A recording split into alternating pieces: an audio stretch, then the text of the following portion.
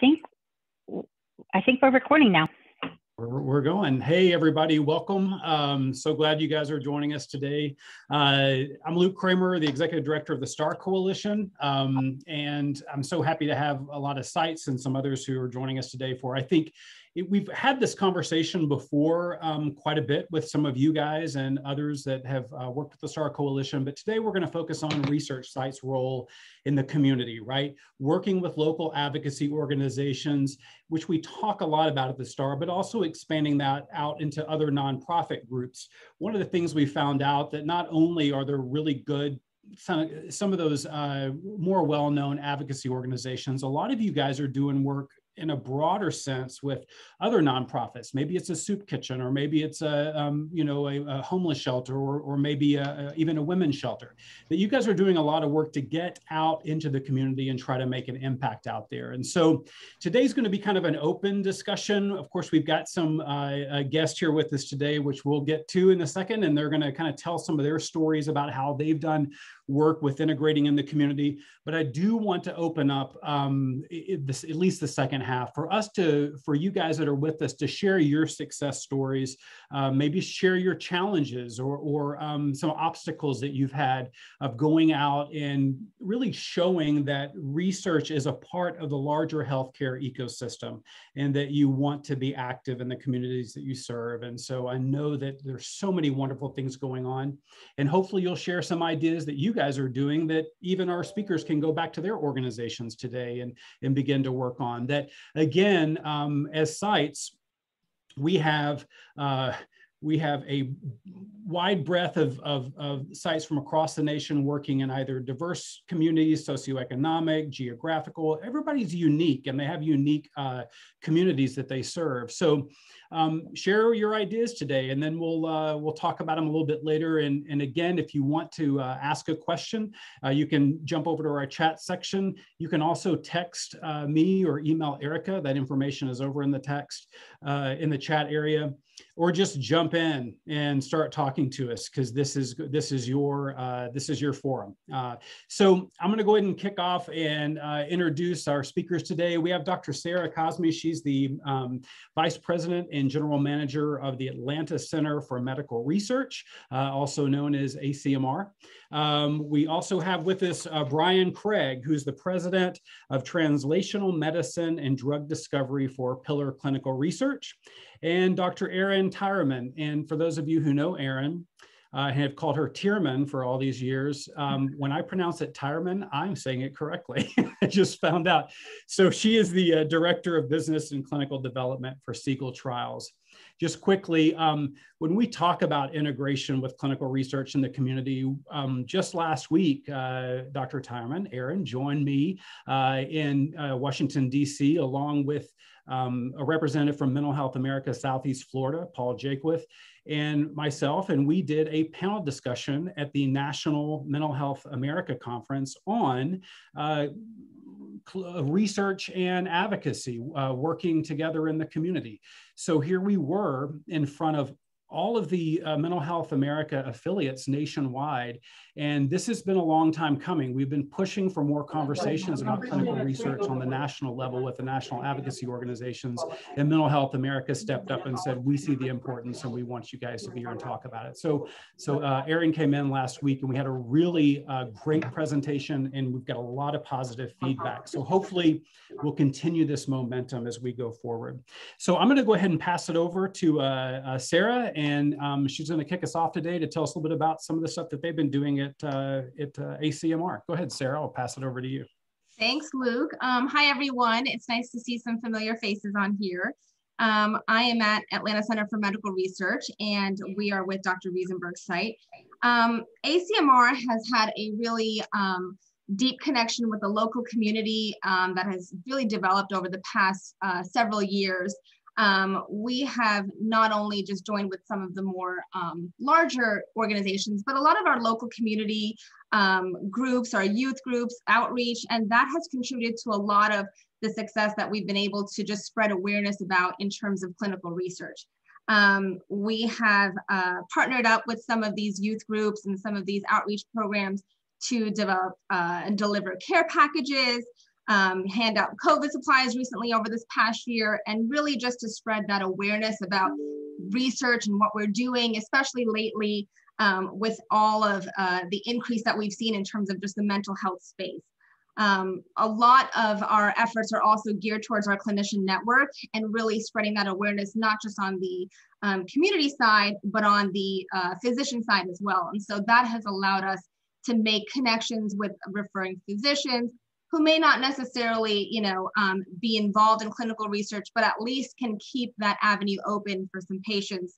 And they are then able to really understand what we do and how we follow patients and really keep them engaged in the loop with that follow-up care. So I think a combination of all of that has really helped strengthen and really encourage the community to have that awareness about research in general.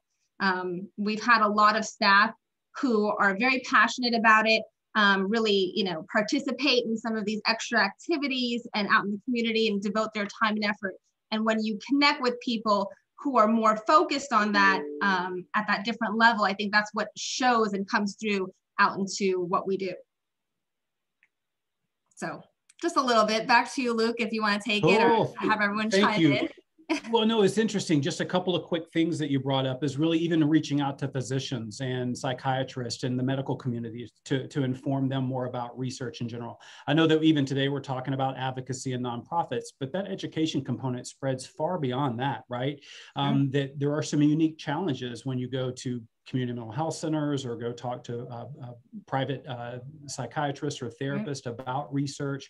And we can kind of talk about some of those things because I'm sure you and maybe some others have some stories about that, looking at the provider side and some of the challenges. So thank you, Sarah. I appreciate it. Wonderful, wonderful.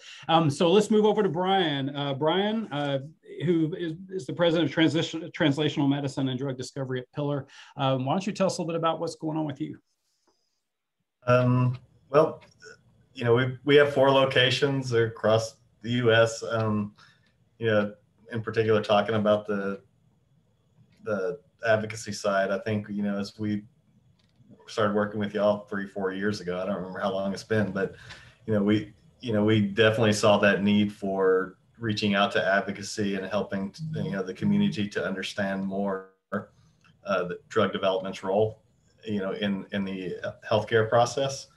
And, we definitely leaned on y'all's expertise and, the relationships that and the goodwill that y'all had built and, really opened doors with us here in Texas, especially to begin meeting with the advocacy groups, finding out what, and it was really, it was an eye-opening process out here for me, because again, it was, we brought them in after we had some initial struggles, getting through because, was an overall negative perception of research, I think, and, we worked really hard to change that, inviting them out to our office, showing them around, letting them ask questions, and that went, and really finding out what the advocacy's needs were, what they thought we need to be doing for their particular group that they're advocating for. So, within the mental health area, we asking them, letting them see our processes and what they thought we were doing well or where they thought we needed to, perhaps improve or, what they would want to see with care providers, so that they ultimately getting them to, see us as a resource in the community and to treat us like they would treat a hospital or treat us like they would treat a outpatient clinic where they needed the comfort with us to be able to, either put us as a resource on the website or, involve us more in their, in their advocacy mission. And so, it was a good process. And I think that we've built a lot off of that. And we have seen the changes in the community now where we are dealing more with the, as a result of just education or, and modifying how we do things. We see, where we're able to go into the community health clinics a lot more easily now, I guess, which, and communication back and forth. I don't know if you have any particular questions, Luke, or well, I'll tell the story real quickly. So very early on, Brian had really wanted to reach out to NAMI, the there in the Dallas area, and phone calls were not returned. We finally, I called NAMI Texas, and Greg Hanch, who's the executive director there, and said, hey, listen, I understand we're just not getting any response from the local NAMI, but look, they need to know that research is going on, and they can choose who they want to partner with or whatever, but they need to open their doors to at least have these conversations. So we had to actually kind of go up the food chain a bit, and then they leaned on NAMI Dallas, and then finally a meeting was set up. I drove down from Little Rock with Carol. They didn't show up to lunch, right? And so we went to their headquarters. I mean, it was just a fiasco. Well, eventually she did open the door, and they built a great relationship with Pillar down in Dallas. Matter of fact, Brian brought her and a board member to several scientific conferences throughout the year, so they could really get a look inside what is research and what's going on out there and what's coming down the pipeline, and see that people are very passionate in the research community to advance our understanding of the brain and the symptoms that are happening. We're all in this journey together. And so not only did they really embrace the work that was happening with Brian, she actually came to work for Pillar Research, right? So the executive director actually left because she was sold on the fact that research is an important piece. So that story arc is long and a difficult road, but it's amazing the progress you guys have made to the point where you have advocates who actively want to be in your organization and be a part of it. So your patience was great, because it took a while, and hopefully that, like you said, it turned out to be fruitful. So thank you, Brian. And, yeah, go ahead, Erin. I just have a quick question for Brian. Brian, when you brought her in, did she make any kind of like significant changes into the organizations to better, this is one of the things that I'd like to talk about. What does advocacy expect from you? What do they want from you? And why? How does that make it easier for them to sort of love you? Well, I think it's the transparency component of opening up and allowing them to. I think that's it. More of us being viewed as a resource in the community, like the outpatient clinics or the inpatient clinics. To again, opening up, letting them see what kind of work we do. That we're not doing anything, nefarious. Everything taking, the subjects are and patients are our goal too. Getting care back to the. Getting medications developed and giving back to the community.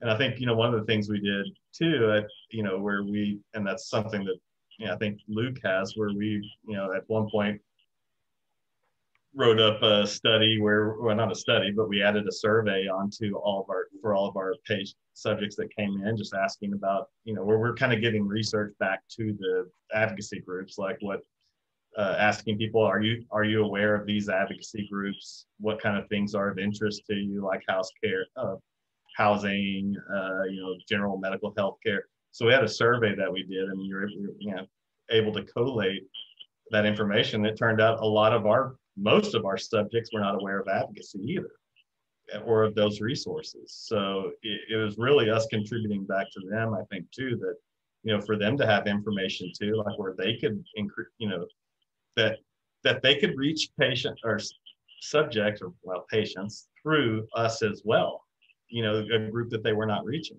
because they were visiting us, and they, so in a way that it really expanded their reach as well, and expanded their mission by us getting out, like us having their flyers in our office and educating.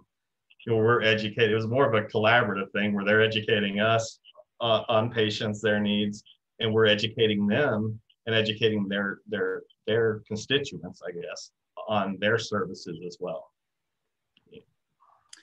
Yeah, awesome. That's great. Thank you. Thanks, Brian. All right, we'll run over to Erin. Erin, do you want to jump in real quick and tell us a little bit about what's happening with you guys and some things you guys have done?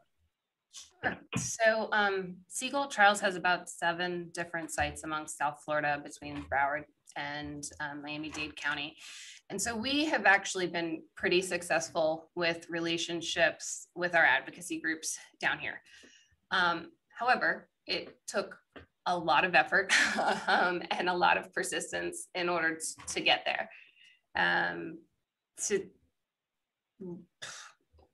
It was challenging, but we're kind of relentless here at Segal. So we are persistent, and we kept trying and trying, and we've found some really good working relationships. We still have hurdles, and there's still some pretty significant differences amongst, you know, NAMI organizations from one county to another, and differences between NAMI and MHA and things like that. But the one thing that we really had to do was find that balance. So our relationships with advocacy are not a recruitment tool for us.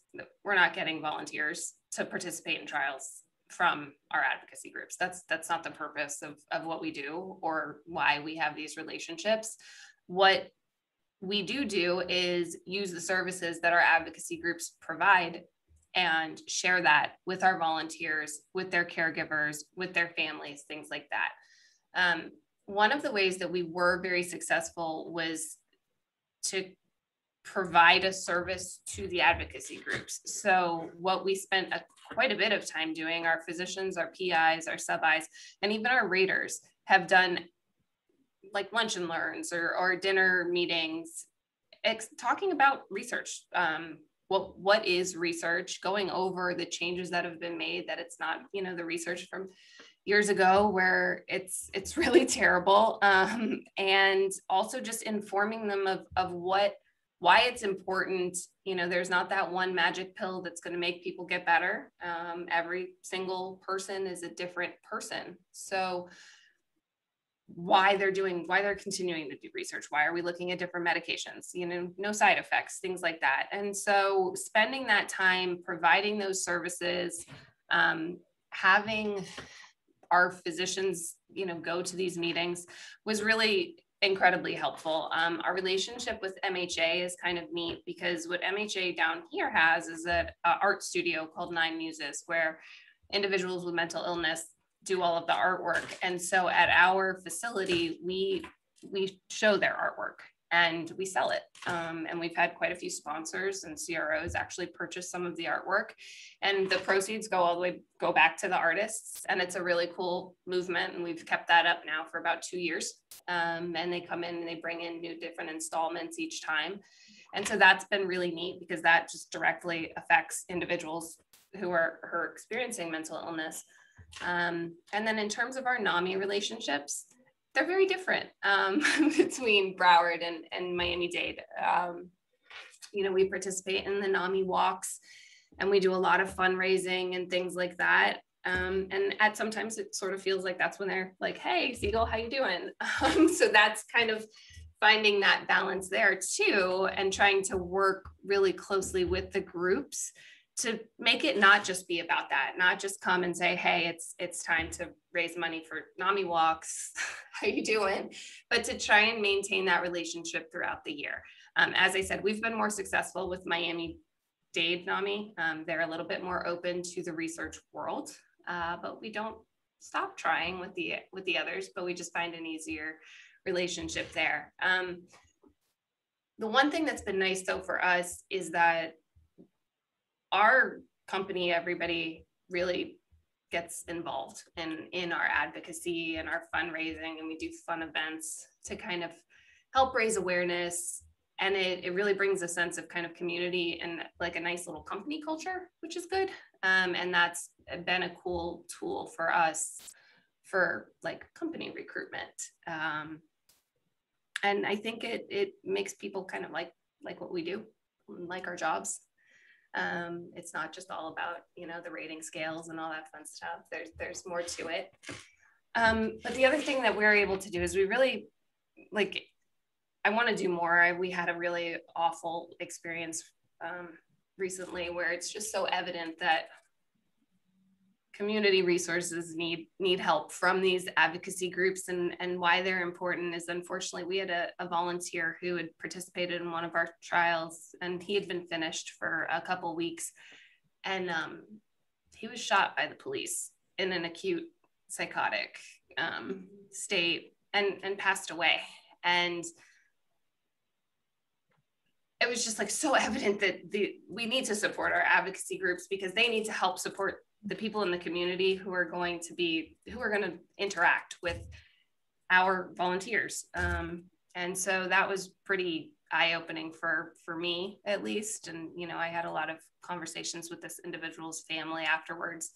And so we're going to try and do something in his memory with one of our local advocacy groups, which is kind of cool. But that was challenging. And just knowing that I think that these groups have education tools where they could work with the sheriff's offices and things like that to really try to educate about de-escalation and mental illness. And you don't have to shoot everybody immediately when they're not a threat to you. And it's a big deal to me because that was hit really close to home, but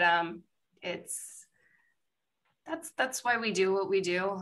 Again, not a recruitment tool. One of the big things though, for anyone that's new to kind of working with advocacy groups, and I know the STARR Coalition has a whole work group on this, but like language and the language that you use, you don't want to go in there and call people subjects and things like that. They really are volunteers, understanding that it is a voluntary process, that anybody can drop out whenever they want. No one is penalized for that.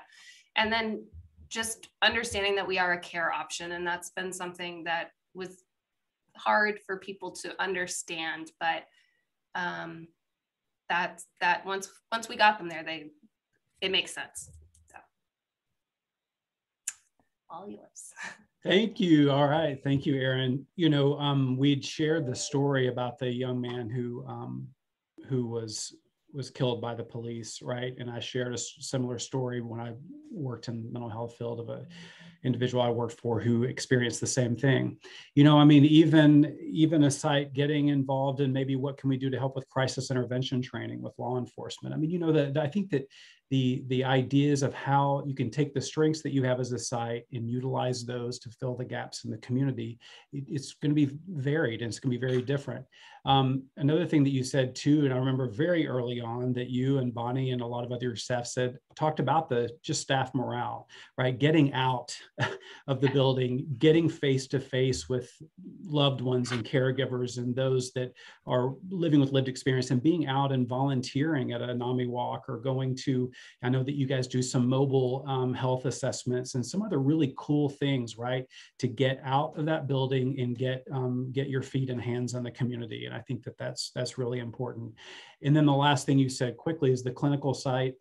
You guys kind of help spear the clinical site toolkit, which does talk about language. So what Segal did is help with several other people, and it's on our website at thestarr.org. Almost towards the bottom, you'll see clinical site toolkit, just the common questions that are generally asked of researchers when they go into the community, and just maybe ways that you can talk about research, being aware of the language that you use, and, you know, ensuring that you're speaking to the audience appropriately, whether you're talking to family members or those with lived experience or providers and so forth. But it's really kind of a great guide to read through, and so that you're prepared when you go out and start really working with community members. So anyway, I appreciate all the leadership you guys have taken over the years, and it's been very important to us, and I know it's helped a lot of others as well. So, well, with that, what I want to do is maybe open up the floor if anybody has any specific questions, or we would love to hear from you guys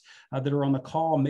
Have you guys made an attempt? What are you doing in your communities? Have there been some roadblocks? You know, Erin had mentioned about, you know, sometimes you get a call from that advocacy group once a year when it's time for the donation check. But, you know, it's the other side of that too. It is to build long-term meaningful relationships with anyone in the community can be challenging, but it should be more than just writing a check once a year. So, but anyway, I'm going to kind of open it up. Does anybody have anything they'd like to share, any thoughts or stories that they want to bring into the conversation? I want to open the floor for that.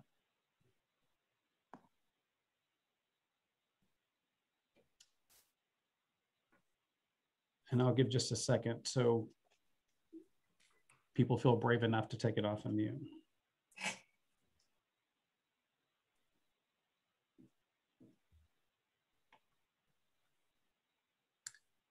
I had a question come in from the text, so I'll just go ahead and ask you that. It basically deals around some of the hurdles that have had. I know some people said that simply that advocacy organizations do not want to do anything with research. How do we break down that barrier?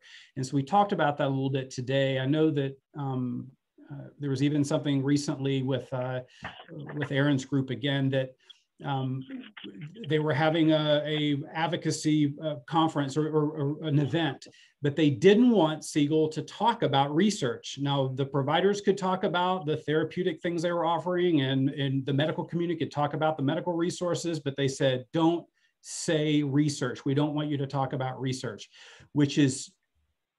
that's a barrier. So how have you guys been able to break through? I guess is kind of the essence of that question. Any thoughts? Honestly, it's just been persistent. We're very annoying, but I think to a little degree.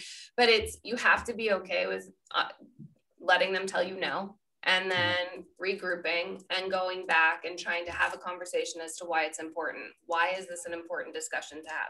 I understand. Okay, fine. You don't want to hear about research, but we found this out at my panel was that research is in their mission statements, and so understanding research is an important piece of what they should be doing as an advocacy group. And so maybe researching what the mission statements of each group is, and just saying like, here, I'm not trying to recruit. Like, make sure that you're making it clear that you're not going there to find volunteers to participate in the trials. What you want to do is educate and destigmatize research in the mental health world. And that, I think, it's the angle that you're taking as to whether or not they're going to listen, they're going to become open to it. But I think being okay with them telling you no and just being persistent is really something you have to kind of go in with that understanding to start with, and then just keep trying. But I think the angle and the approach and the language and the purpose is really, I'm not trying to take your individuals away from you. I'm not trying to put them in a trial, but I would like to give them some education around why this is important, especially those that take medication. And, they can make informed decisions on their own as well. So let them do that. Another big piece of it as well is also knowing your audience, right? So having that, maybe it's like Erin mentioned what we do here, where we have our sub-investigators and our investigators go out and speak to them, speak to a little bit about what, that larger picture, what we're looking to do as a whole, not specifically like you mentioned for that research study, but just talking about, some experiences that they've seen with their patients and how it can help not just the patients, but the families that are also involved. Because a lot of times it's not just the individual, maybe it's the caregiver, maybe it's family members, maybe they're just people passionate within the community that are concerned and want to make a difference. So knowing, who it is that you're going to be speaking with, and then educating them on that topic is what we've seen as a big way for us to gain that acceptance. And then for, to kind of bunk all of the stigma that's behind it and what we do here. So it's just reinforcing that over and over, and then not just using our site staff, not having just, a recruiter or someone like that go out there, but really others that are really involved with patient care. We've had, nurses, investigators, like you mentioned, just different roles and how they interact with them, because sometimes, a patient care technician on the unit has really developed a close connection with people and their family members. And so you want to take that and show that we do that follow-up care in between as well. We keep in touch. It's not just when they're done with that trial, they're out the door. So it's developing that relationship and trust just both ways, with advocacy groups, with the outreach communities, and just being that center for them. Yeah, I might add to what they've said. I can tell you, like, I don't know if Marsha's on the call, but she was the director at NAMI at the time. I remember getting a text from her late one night saying she's struggling with, because there is a negative stigma about research, like that you hear big pharma, is taking advantage of everybody. And it took inviting her out, answering those questions, showing her how research, works, and that it is a labor intensive, time consuming, and a costly process. And it's through, and that, if caring for the advocating for their clients, involved getting involved with us too. Yeah. How can you advocate for them in research if you don't know what's going on? And, and it's learning that, and then, that way they're protecting the people that you can't just ignore it.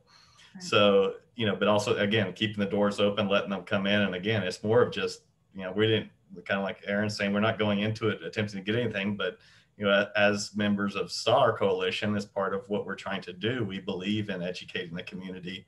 I mean, ultimately, our goal is to get more effective medications to people more quickly.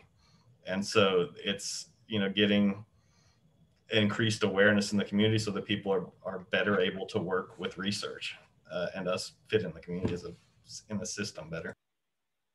I think to that point, it may not be a direct ask, but, look, I'm sure that a lot of people here have done direct care before and worked with clients that are living with symptoms or any other indication. You're only going to give out recommendations or information on things that you know and trust. So if we have a lot of providers who don't know anything about research, when they're talking to their clients and saying, well, here's a milieu of different options for you at this point, research will not be on the table as one of those options. Where you see that in oncology and a lot of other areas, you may go see your doctor after being diagnosed with cancer, and on the table, they'll put clinical research as an option from radiation and chemotherapy and diet and so forth. So, I think it's just a matter of awareness and it being, people know that it happens to be an option out there, but it's not going to happen until we get out. And we can do big national campaigns about it, but it really matters right in your communities where you're serving. So Erica kind of made sure we switched it off mute, because there may have been a couple of people that wanted to say something and wasn't able to, but now you're able to. So I do want to open up to hear from other folks out there if they have any stories or thoughts about what we're talking about today.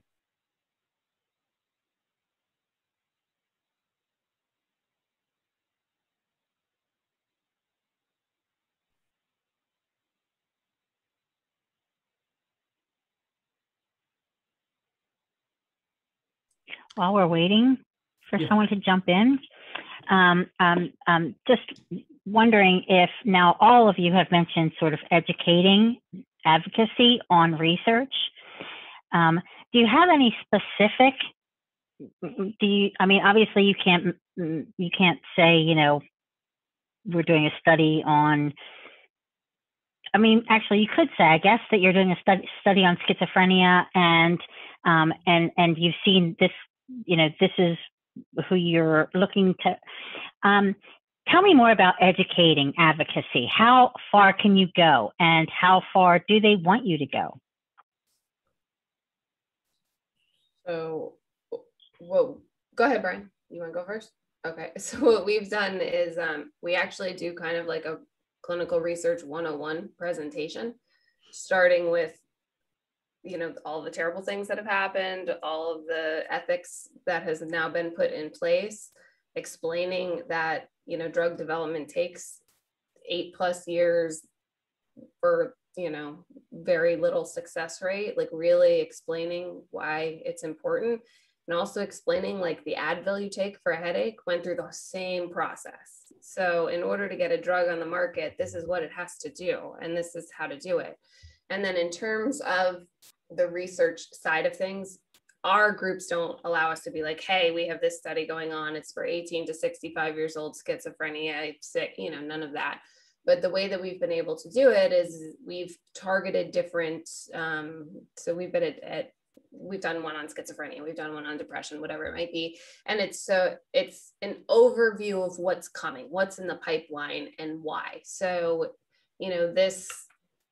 this company, we don't say which company, but there's a drug that's being investigated for schizophrenia that it should have the same effectiveness ideally in terms of symptoms, but less side effects. And why are they tested? So kind of explaining like why things are being tested and like what the purpose is. And that's how we've been educating them. But it's never been directly like, this is the study we have going on right now. They've never allowed us to do that because they don't want it to be recruitment based, but just sharing kind of what's in the pipeline and what the rationale is in terms of why has been how we handled that. Yeah, and if they ask, you can go over like an informed consent with them for the study. So, you know, that's something that, you know, we've done, you know, when they're asking about specific trials, we might go over a consent for a study that we have ongoing or active. To get another good way to discuss and show all the protections, and again, the, you know, the process.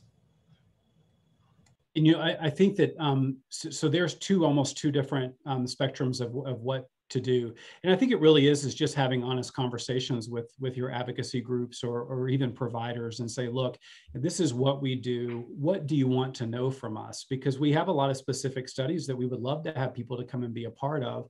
But if you're not comfortable with that, we'd love to send a nurse and just talk to your families about medication adherence, right? Or maybe we'll send over a doc to talk about, you know, maybe some, what are symptoms of schizophrenia? You know, I mean, some very basic educational components. So I think it can run the spectrum. Same thing when a lot of times when we reach out to advocacy organizations, we have some that are like, please send us specific information about what trials are going on. To others are like, well, we'll mention that research is happening. But, you know, so it's a matter of a comfort level and having those open conversations. What I found interesting, and this is like just in our two NAMIs that we work with, one's very much more like volunteer individual living with mental illness focused, and the other has a lot more healthcare providers and things like that go to their speaker meetings. And so the one that is very patient focused or caregiver focused is the one where they're like, no, do not mention which specific trials are going on. And then the one that is more healthcare provider therapist focused, they're like, yeah, you can discuss it. And then for that one, we did an entire presentation on, you know, psychedelics and things like that. So I think it's what we've been successful with is kind of letting like Luke said, letting them kind of guide the conversation or what they want. And then ideally they'll open up a little bit. You think it backfired for Broward, but that's okay. Right. And Sarah, I'm gonna let you speak, but you never know about the history of the community too. I mean, you know, it's always been said you may have 10 research facilities in your city.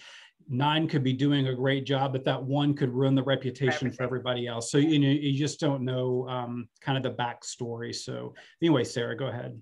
Well, I would just also want to say, you know, to that spectrum as well on the community portion of it, it's also normalizing the concept of being involved in a trial. I think that what we have seen is that there's a lot of individuals out there who this, you know, may be a fit for, but they're just unaware of it. And so it's just normalizing that concept that, you know, this is an avenue perhaps that I could explore.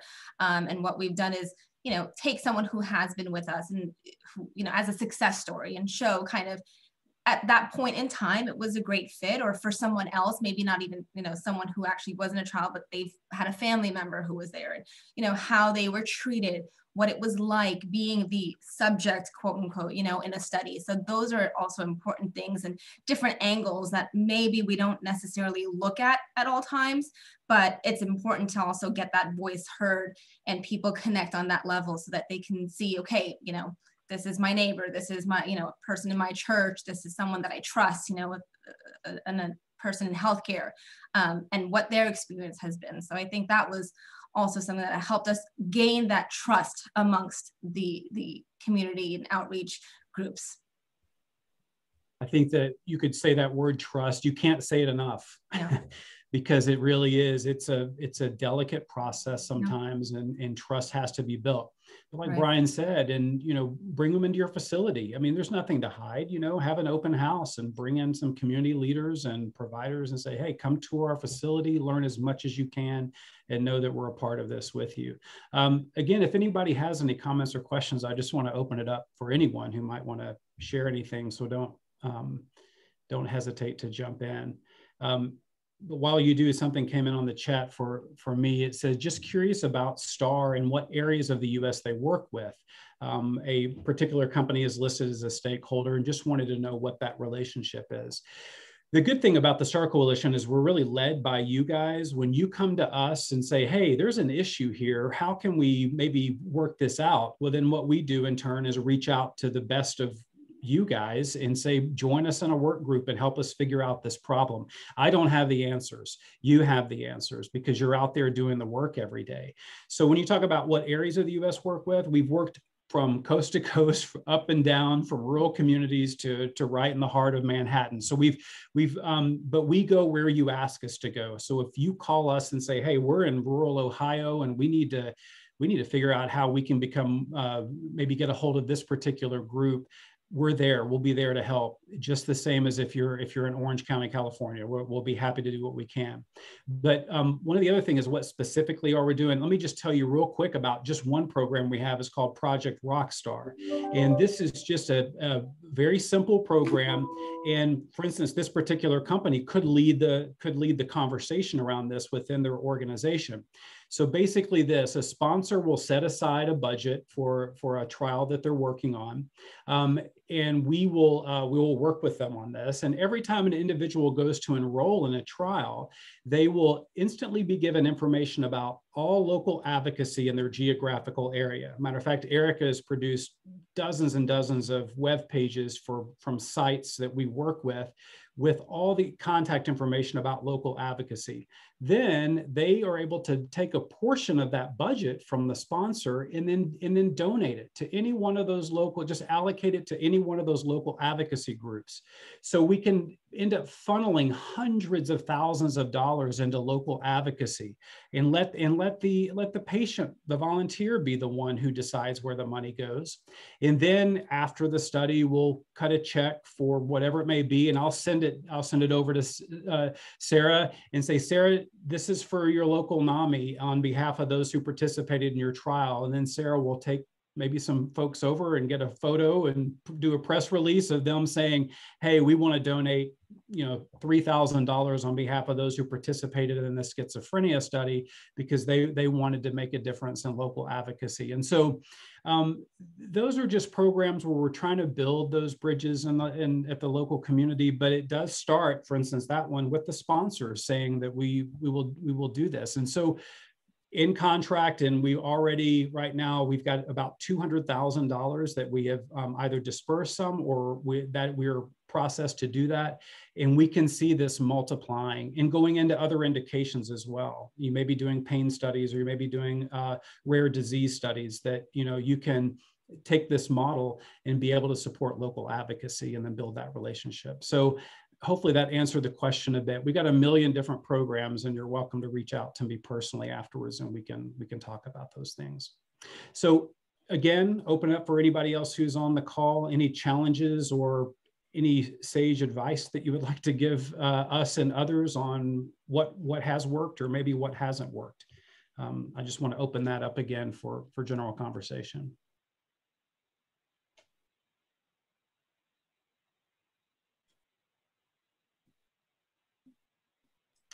Where's Woody? It's rather quiet today, Erica. It's nice. So where's Woody? You know why? Because Woody's not here. Woody's not here. Yeah, Woody. He's at the golf open. It's the he's La Jolla's golf open. Yeah. What is that golf tournament? Luke, I'd like to ask you, what kind of challenges are y'all having with getting sites engaged, with advocacy? Oh, what a challenge are we having getting sites engaged? Probably understanding the value, but as Erin said, there are things that we are all going to do as an organization or as an individual that we do for goodwill because we know it's the best thing for our community. And we don't necessarily have this expectation in return, but also know the bandwidth is tight for a lot of you guys. You guys are busy. You're spread thin. You're doing multiple studies across multiple indications. I don't have time to do this. This is too much. But what we have found is the sponsors who are they have talked to us, and I know that from hearing stories from a lot of you guys, if you request, hey, can we have a budget because we want to do an open house and invite folks in, or that we want to, you know, rent out a movie theater and show a free screening of a movie and, you know, just kind of introduce ourselves, but do something for the community, that they have been very willing to do that. Maybe not all the time, but we've had many instances where they'll say, yes, if you're going to do something that's directly going to engage the community, we'll help you financially. And maybe that will open up for you to hire somebody for, you know, 10, 15, 20 hours a week to be able to do nothing but focus on that. But I think seeing value in it, I think also a history of trying to break through with local groups and just having a difficult time. Bandwidth is a problem. But those who have tried and succeeded, I think that they've seen the value in doing these things. So hopefully that we can motivate more people to do it. And then also sometimes it's just a matter, like even I'm in Little Rock, Arkansas. We have NAMI Arkansas. We don't have Mental Health America. We don't have Depression Bipolar Support Alliance. We don't have all these. We've got one, and they are spread out all across the state. But I promise you that they love working with some of our organizations here in the state, because the funding, just a little bit of funding, can help them expand their programming, and then they in turn can do more education in the communities they serve. So. Thank you. Good question, Brian. Thank you for asking.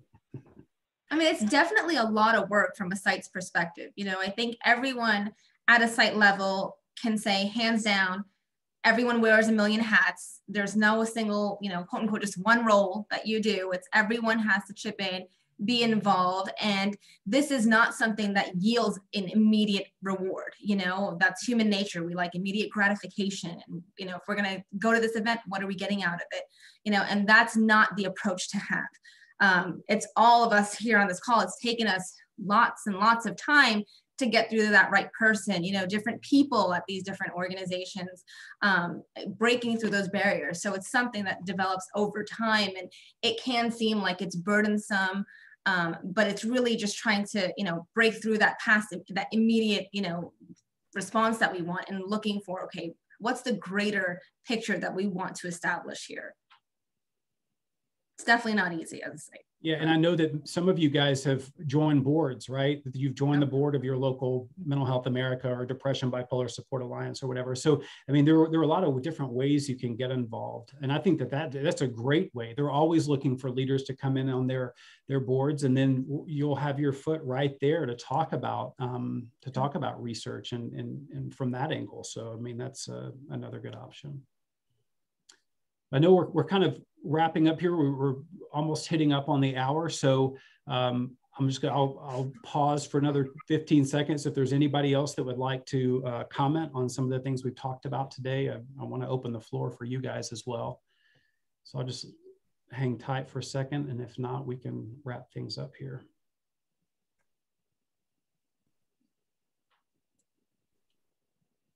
I've got a question. I'm in the San Antonio area, and I have reached out to basically like our 211, which is a resource guide. And I'm wondering if anybody from a site's perspective, have they been able to do that to where they are listed as a local care resource? Because I would love to be able to do that to spread some more awareness and get more people looking into it. So I was just curious about that. We did at one point. I don't know if we're still on there, but we did. I remember it taking a lot of phone calls and a lot of effort and trying to, you know, again, explain what we do and how can they say that, you know, you can do that if you can't guarantee treatment and things like that. So, you know, again, it's that selling, like, okay, yes, we may not be able to guarantee treatment, but we can guarantee that you're going to be seen by a psychiatrist, you're going to be seen by a psychologist, you're going to get lab results, you're going to be followed very closely with medical care and things like that. And for individuals who don't have insurance and who don't have a way of reaching out or getting medication or getting help, it is an option. And so again, it's persistence and a lot of effort. And that's a really good point. I know that there are a million guides sometimes in cities, you know, but if there are some of those that tend to be that where all this information distills down, where people go to a one-stop shop, where they go to that website and here's the list of every hospital in their vicinity, and here's the list of all the doctors, and here's a list of specialists. And then, yeah, being part of that comprehensive information guide that puts you in the middle of that healthcare ecosystem. One question came up, and let's address this real quick, because this is something that we had talked about in a previous webinar that we did, and we're actually have a diversity work group here at the STARR, that I feel ethnic diversity community has been a challenge, and I've experienced ethnic diverse groups tend to be overwhelmed with study procedures as opposed to patients who regularly come in for outpatient visits. What would you recommend as a better approach to diverse patient population? So I'm gonna kind of open that up for you guys. If you have any thoughts of how do you reach out to the diverse communities that you work with? Go ahead, Erin. I was just gonna say, we try to make sure that our staff looks like our population. That's my easiest answer, because you trust individuals who are like you, and that has been how we're very successful. We're over 50% Hispanic, we're 45% African American, we're a very diverse staff here. And so that has been how we've been successful. Yeah, echoing the same, and then again, building that trust, having a lot of those conversations when they do come in, or when you first have that initial conversation with them, taking the time to explain it thoroughly and the reasons behind why that's important and what the benefits are. Even if you don't make that study, like Erin was saying, you at least get some blood work done, you get your medications reviewed, you get, in essence, a partial portion of care that you maybe potentially would not have gotten before. So bringing it full circle and the whole picture, and not just kind of referencing specifics to that. And again, reiterating many times, breaking through that community is really what is going to be the big factor. And then I think once you see it flip, then it starts, trickling in. And so once you've actually gotten to that point where you're like, okay, we've been doing this for a while, it finally clicked, you get some people more involved and more familiar, that's when that starts increasing. We had gotten contacted by a site, Sun Valley Research Center out in California, and said, we're having trouble getting just basic information in Spanish, that brochures or whatever it may be. So I got them with the NAMI that was local to them, and the NAMI had a ton of resources in Spanish. So they helped get that over to Sun Valley, and then Sun Valley in return was able to do that. But that was a missing link. I know that it's even been brought up before that consent forms were not being translated into Spanish, and that, or whatever the predominant language may be in your geographical area, or whatever cultural uniqueness may be where you guys are located. But talking to the sponsors and talking to the CROs and say, look, it's important that we have a large Latinx population, or we have a large maybe Asian population, and that we need the resources that will match our community. That has been a challenge too for some people. That's what I've seen. But I think to Erin's point, when somebody comes into your facility and they see somebody that looks like them or that speaks their language, that feeling of comfort and trust, I think, can be an immediate difference. And I think that's a good point worth making, Erin. Okay. Well, thank you guys, and I hope we answered some of your questions today.